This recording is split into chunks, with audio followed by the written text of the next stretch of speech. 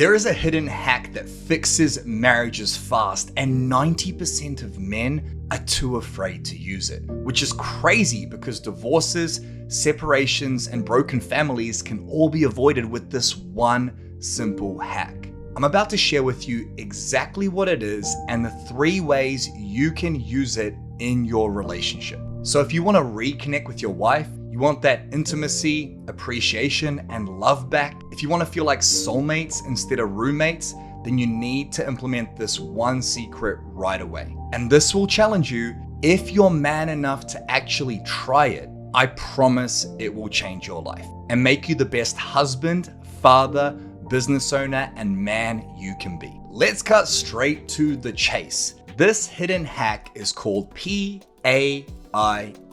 To understand this principle, especially before you learn the 3 simple ways you can implement it into your life, we've got to understand the psychology of human beings and especially high-performing men, business owners, providers, men who are grinding every single day to provide for their families. What this typically means is that we have ego. We have a part of us that thinks we're the man and doesn't like to be challenged. Human beings naturally, when they feel attacked, they defend. Let me explain what I mean. There are 2 ways to take action in any area of your life, or 2 motivators of action that get you off your ass and making a change. The first is pain. Pain is when you are running away from something. Your wife says, "I don't love you anymore," and you go, "Fuck, I need to make a change."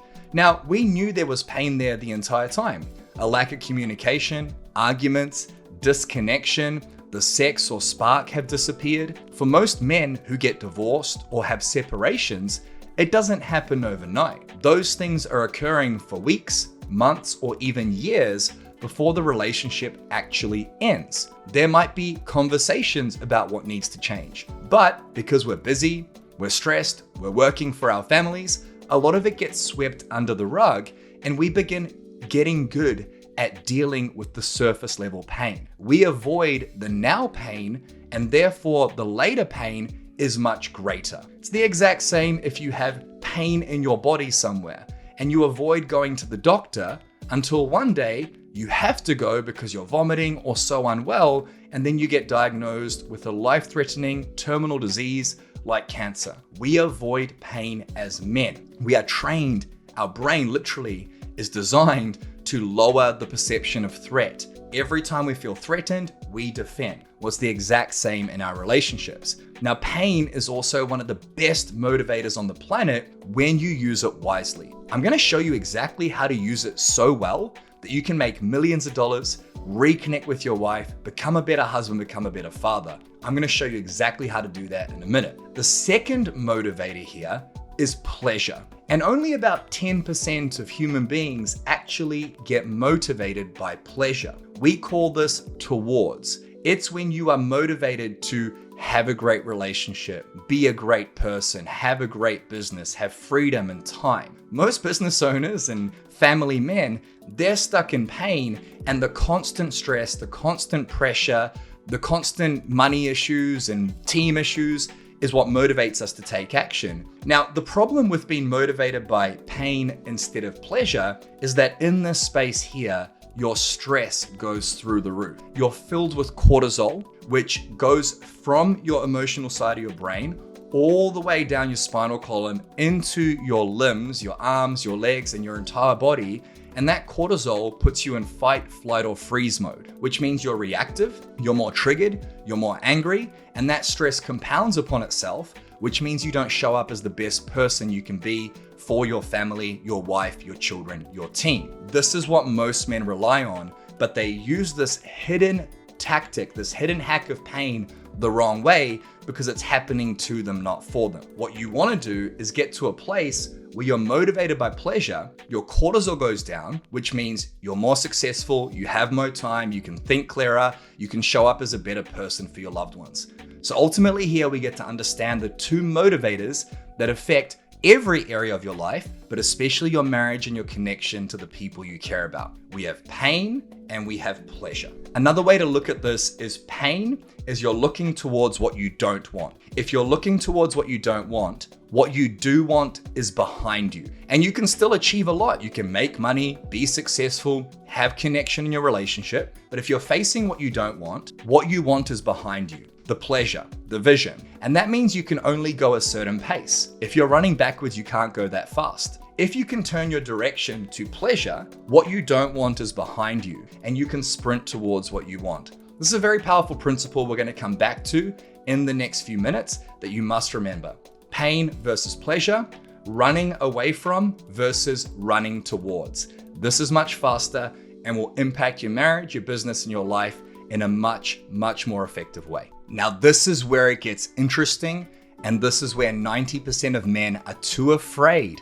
They don't have the balls, the cojones, or the commitment to actually make this change that will change their marriage, change their business, change their life forever. It is seeking the pain. Step one of this pain process that you can implement is called self-reflection, self-analysis. I guarantee right now, there are parts of your relationship that are not working. In your marriage, there might be an intimacy or connection issue. You might be having less sex than you used to have. You might be arguing all the time about stupid shit. You might feel like there's a lack of connection and you're not appreciated or respected. Now, what most men will do is they will ignore that pain or avoid that pain and sweep it under the rug. It's exactly what I did when my partner came home and said, "I don't love you anymore." And my relationship ended overnight. She'd been telling me that she didn't feel loved. She said that I worked too much.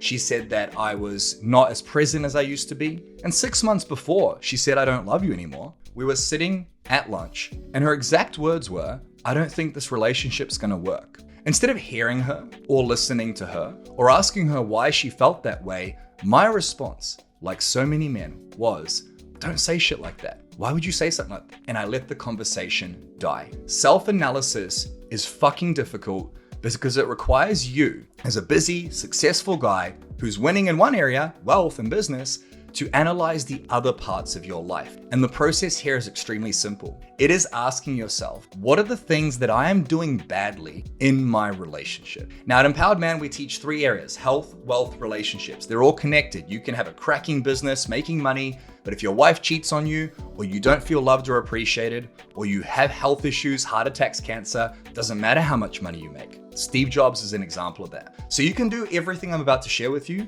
in all 3 areas.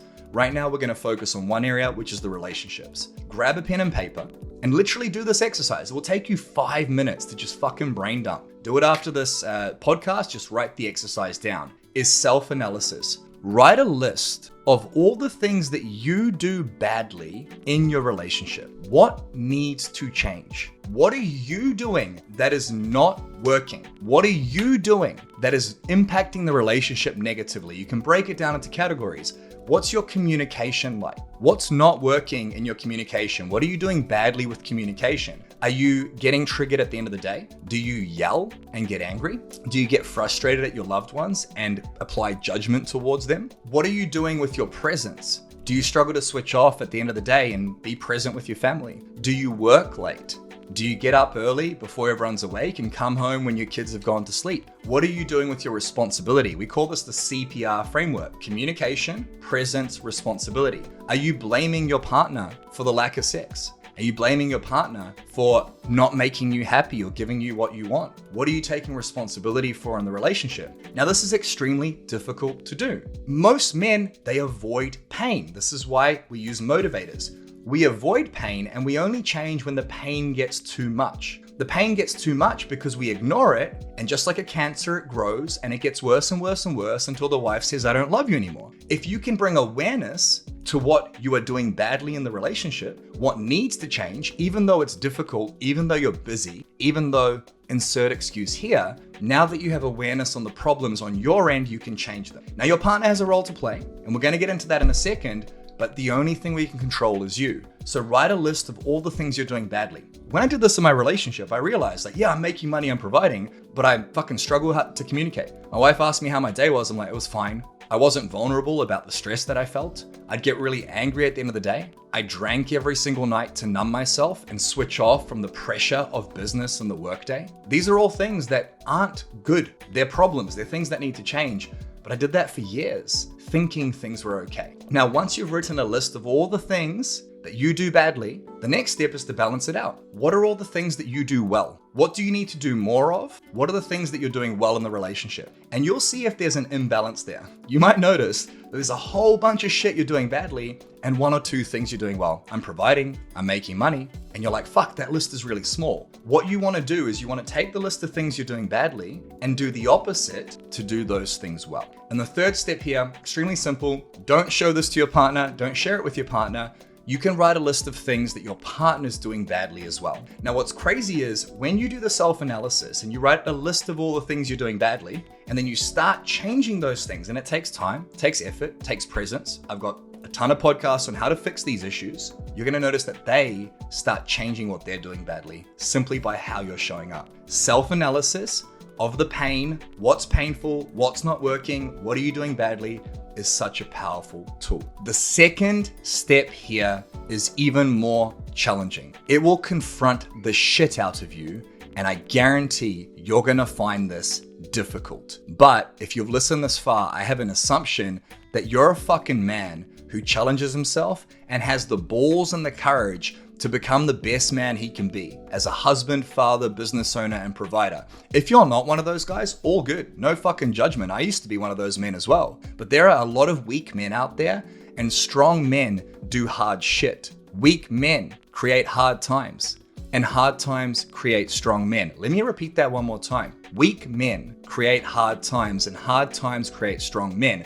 The things that challenge you as a man and the things that push you to your limits of comfort, that take you out of comfort and into discomfort, they're the things that are gonna make you grow. And you gotta realize as a man, everything's a competition. Money, relationships, health, wealth, you've gotta be the best version of yourself. So if you're willing to be that guy, this will help you immensely. Step number 2 is called partner analysis. It requires you to sit down with your wife or partner and ask them what they don't like about you. Literally say, I want to know all the things that you don't like about me, that you don't like about my communication, my presence, my responsibility. I want to know all the things that you think aren't working in our relationship. I want to know what you miss that I don't do anymore. I want to know how you perceive me as a man.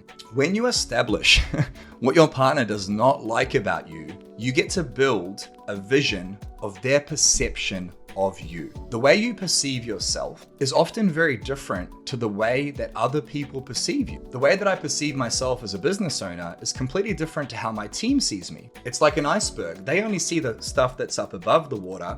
Most of the iceberg is below. They don't see the hard work over the weekend, the long nights, the risk that I take. It's the exact same with your wife or partner. They don't perceive you the same way that you perceive yourself. You have a different view of who you are. And often, we don't want to hear from our partner all the shit we're doing wrong. The pain comes up when we have an argument and they bring up the shit we're doing wrong. But in that moment of pain, what happens is you're emotionally charged, you're angry, she's angry, you both feel attacked, you both start to defend, no one hears each other's point of view.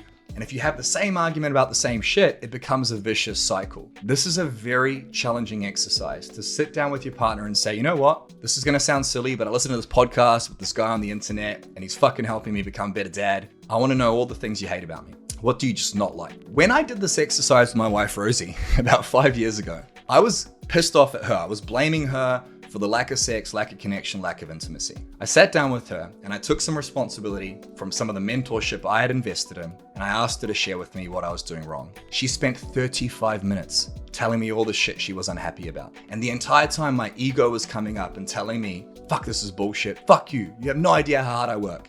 My ego wanted to defend the part of me that thought I was the man. I'm getting attacked here. And I just sat there and I found out all the shit that I was doing wrong. And then I made a commitment to change it. And I realized that that pain existed. Her perception of me, that pain existed. But by not bringing it to the surface, it existed in her mind. She felt these feelings about me. She thought these thoughts about me. They had existed the whole time. I was too scared to ask her about them. And you can imagine over time, If I didn't deal with how she felt about me, how she perceived me, the things that she thought I was doing wrong over a year, 5, 10, why would she stay with me? That's pointless, no matter how much she loves me. Now, once you've got everything your partner doesn't love about you, doesn't like about you, hates about you, ask them, what do you love about me? What do I do well? And again, you want to compare those lists. So now you have the self-analysis list of what you think you're doing poorly, what needs to change, what you think you're doing well, and you're going to see the balance of those things. And then you get the partner analysis. What are the things they don't like about you that you're not doing well? What are the things they love about you that you're doing well? And you're going to see those two lists and you're going to look at them and go, holy shit, what needs to change here? Pain. You are searching for the pain to motivate you to change. And the third step I'm about to share with you is completely going to change the game, because it's going to take what I've shared so far and put it on steroids so you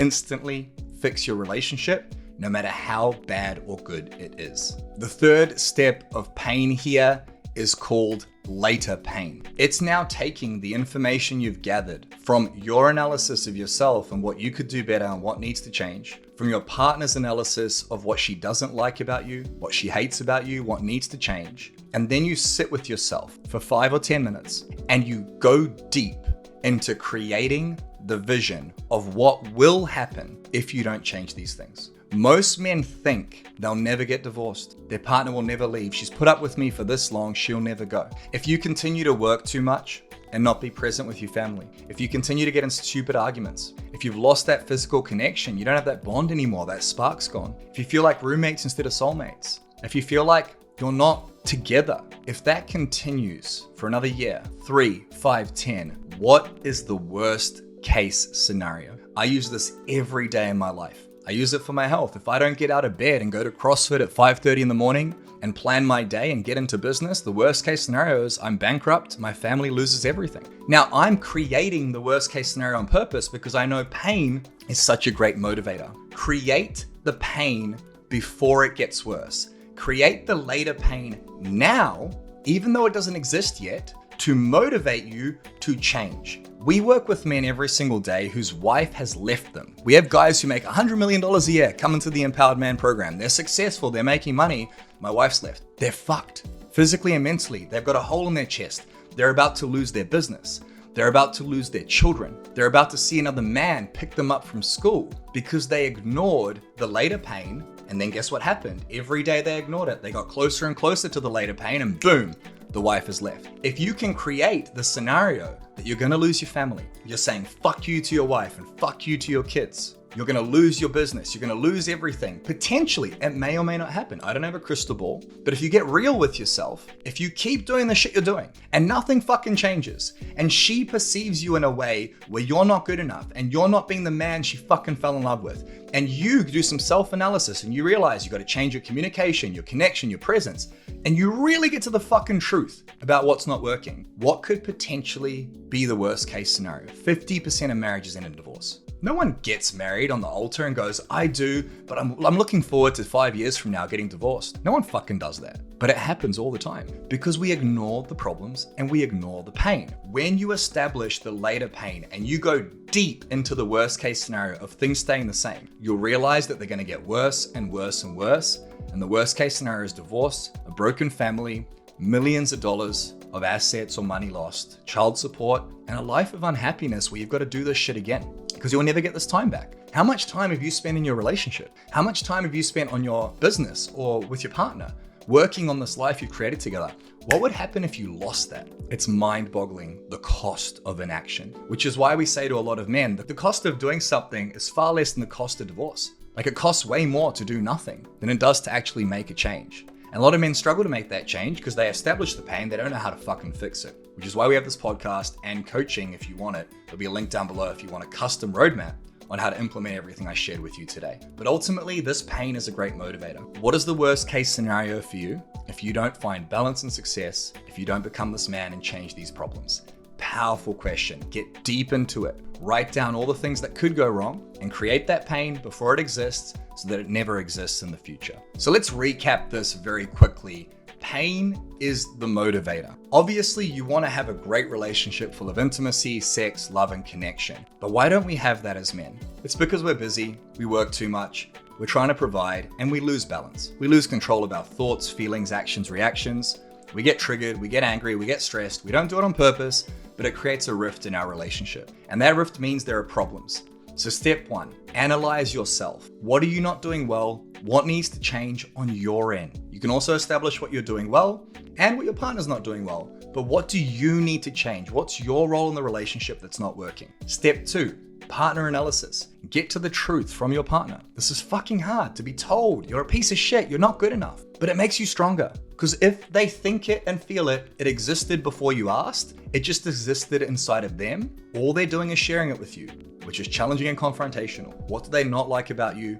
What do you need to change? When I did this, it destroyed me, but it made me better, and it's kept my marriage together to the point where it is now, where it's full of love and intimacy. And step 3, once you know your self-analysis and your partner analysis, what is the worst case scenario? Get to the truth. What could happen? It might not happen. What could happen? And then every time an old pattern comes up, something you're doing wrong, something she doesn't like, remind yourself of the worst case scenario, bring it from the future into the present moment, and use that pain, that hidden hack, as a motivator. It will change your life forever. It will make you get to pleasure and have the marriage and life you deserve. Use pain, it changes your life. Now, if you got value from this podcast, I was pretty fired up today, then please give it 5 stars or a thumbs up wherever you're listening. Feel free to drop a comment down below. Share what you'd like to learn next. There's plenty more to come. I appreciate you so much for listening. And I hope this helps you with your relationship, because you deserve a great marriage, and so does your family. This will change every part of your life, your business, your marriage, everything. So I hope you got value. I'll see you for the next episode of the Empowered Man podcast.